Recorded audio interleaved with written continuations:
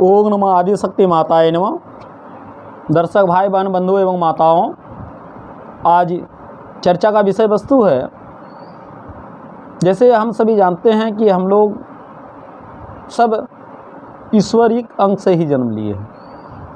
यानी यदि देखा जाए कि एक समुद्र की पानी, समुद्र में जैसे पानी रहते हैं, अगर उसका एक बूंद हम लेके आएंगे तो समुद्र की पानी का उस गुण, एक बूंद पानी में भी वही तत्व, वही गुण, वही सब कुछ रहेंगे। तो परमेश्वर ने, श्री विष्णु नारायण ने जब मनुष्यों का सृष्टि किए, जीवों का सृष्टि किए, तो अपना गुण, अपना सभी चीज़, जैसे समुद्र की पानी का उदाहरण दिए, सभी चीज़ दिए हैं, लेकिन हम लोग भूल जाते हैं। उन्हीं की रूपों में तरह तरह का देवी देवता आए, आदि शक्ति उन्हीं का अर्ध अंश से आए। हर एक ग्रंथ, हर एक चीज़ों में दिया गया है। आज यहाँ हम चर्चा करेंगे कि माता पार्वती, माँ आदि शक्ति और शिव। जहाँ पहले के युग में भी हम लोग नारी को उतना सम्मान और उतना फ्री नहीं छोड़ते थे कि इनके पास क्या शक्ति है, क्या कर पाएगी, क्या नहीं। लेकिन इसी का प्रत्यक्ष प्रमाण पहले से भी दिया गया, आज भी है कि नारी और पुरुषों में माता रानी दोनों को समान शक्ति वो प्रदान किए हैं। इसी के बारे में आज चर्चा करेंगे कि ये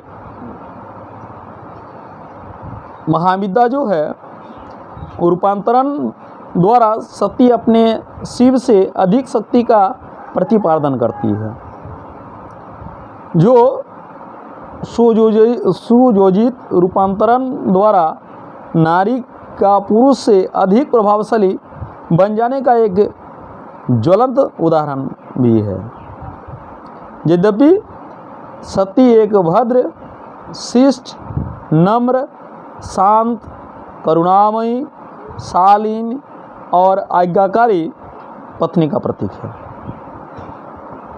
तथापि वे पत्नी के स्वाधीन और स्वाभिमानी व्यक्तित्व का भी प्रदर्शन करती है, जिसमें वे अपने पति शिव को प्रभावित कर अपने वशीभूत और मनोनुकूल रहने का विवश करती है।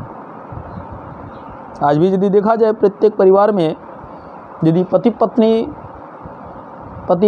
का आज्ञा का पालन करे और पत्नी परमेश्वर के रूप में अपने पति को माने, तो उसके घर बहुत आनंदमय से चलते हैं। परंतु यदि पति पत्नी दो राह पर चलते हैं, तो उस घर में अशांति, कलह और सुख चैन नहीं होते हैं। इस धराधाम में स्वर्ग भी है, नरक भी है, और स्वर्ग से भी ऊपर है, एक है जहाँ परमानंद, परम प्रेममय, सदा हर समय कोई जीव भी अगर आएंगे, कोई भी आदमी आएंगे, तो वो भी आनंद से विभोर हो जाएंगे। वैसा वातावरण सृष्टि हो जाते हैं। या तो पत्नी अपने पति को परमेश्वर के रूप में उनको वशीभूत कर ले, या पति जो है पत्नी को किसी कारणवश यदि झगड़ा झंझट भी हो तो उससे थोड़ा सा साइड करते हुए कुछ देर तक अगर गलत भी बोल रहे तो सह के, यानी शांति बनाए रखे। यदि कलह का उत्पन्न न करे तो वो उस घर में सदा आनंद है। यहाँ माता रानी दिखाए हैं कि देखिए, शिव और पार्वती, इन लोग के घर में भी देखिए सब एक ऑपोजिट है।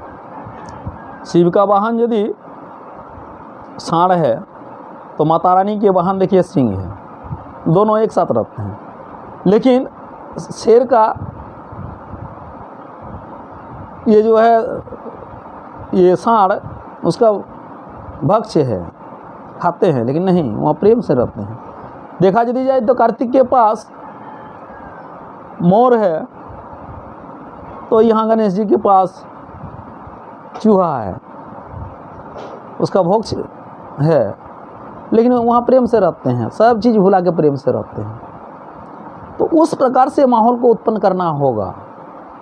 आज यदि देखा जाए तो शिव जी जब क्रुद्ध होते हैं तो माता रानी ही उनको समझाते हैं, और जो माँ कालिका के रूप ले लेते हैं तो शिव जी कुछ नहीं कर पाते हैं, तो सदा शिव जैसे वो जो है धरातल पर सूत जाते हैं।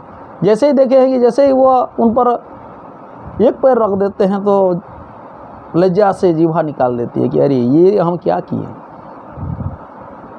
तो ये सदाशिव और आदिशक्ति का सिर्फ उनके पास शक्ति ही नहीं है, बल्कि हम हमारे संसार में चलने के लिए वो एक प्रत्यक्ष प्रमाण के रूप में प्रस्तुत किए हैं बहुत सारे कि जो अपोजिट है। देखिए आज धरातल नहीं ले पाए, माने जब समुद्र मंथन हुआ तो जहर आया, सब तरह ट्रैफिक करना शुरू किए। शिव जी बोले कोई बात नहीं, पिएंगे तब तो वो अंदर जाएगा, तब तो मृत्यु हो जाएगी, कंठ में ही रख लिए। यानी सदा शिव जहर को भी पी लिया, अमर बन गए, अमृत की जरूरत नहीं पड़ा। माता पार्वती, माता आदिशक्ति उनको हर दृष्टिकोण से रक्षा करते गए। माता का जब कभी भी मन में कुछ शंका हो तो हर समय शिव जी उनको समझाते रहे, रास्ता दिखाते रहे। यानी एक दूसरे का साथ युग में है। आज हम लोग देखते हैं पति पत्नी दोनों अलग है, अलग नहीं है, एक ही प्राण, एक ही सब कुछ है, सिर्फ दो गो जो है शरीर के रूप में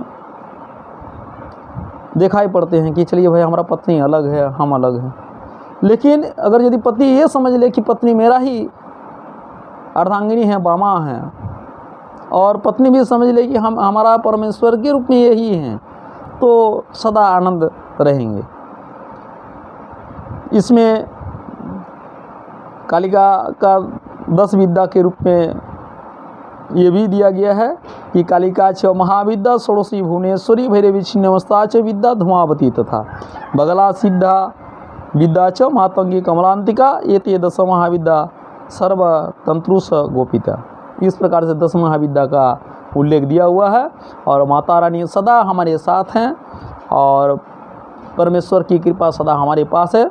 इसके आगे वाला वीडियो में माता रानी के बारे में चर्चा करेंगे। वीडियो यदि अच्छा लगे तो दर्शक भाई बंधु से फिर विशेष एक आग्रह है कि please subscribe and like my channel. Om Adishakti माता।